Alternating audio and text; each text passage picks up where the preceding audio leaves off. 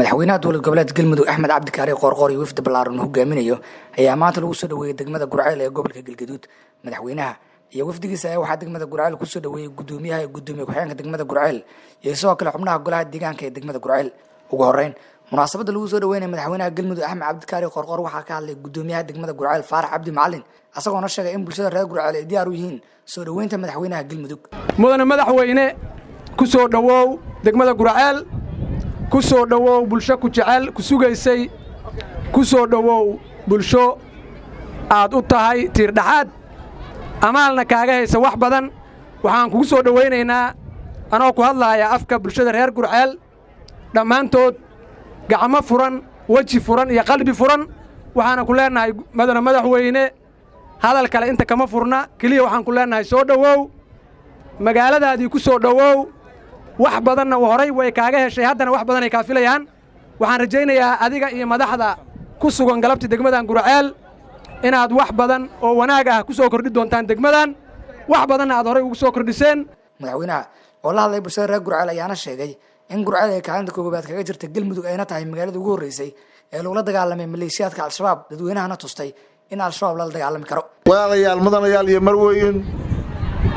magaaladii Gurceel magaaladii guusha Galmudug magaaladii hal abuurka Galmudug Gurceel waxay nooga duwan tahay Galmudug oo dhan dadkeeda sida ay u yihiin maalinta culus iyo maalinta fududba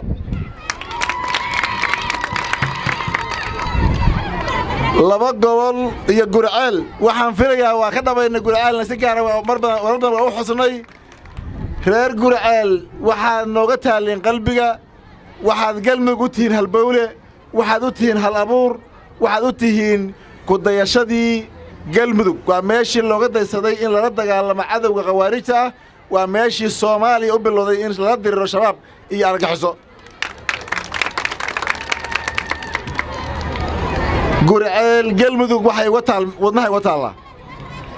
walaalayaal mudanayaal iyo marweyn soo dhaweyntiina farxadda diiranaanta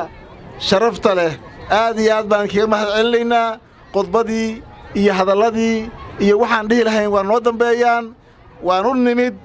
waana ugu talagalna haddii la yidhaahdo inaan Gurceel waqti la qaadano aad iyo aad baa mahadsantihiin bulshaweynta reer Gurceel mar labaad iyo mar saddexaad waxaan leenahay walaalayaal waa ku diirsanaa imaanshihiina iyo araggiinaba. Madaxweynaha ayaa degmada Gurceel u yimid cali masaarka maayarka ku-xigeenka degmada Gurceel oo caawa ka dhici doonta degmada Axmed Faarax Maxamed warbaahinta SMS deegaanada Galmudug.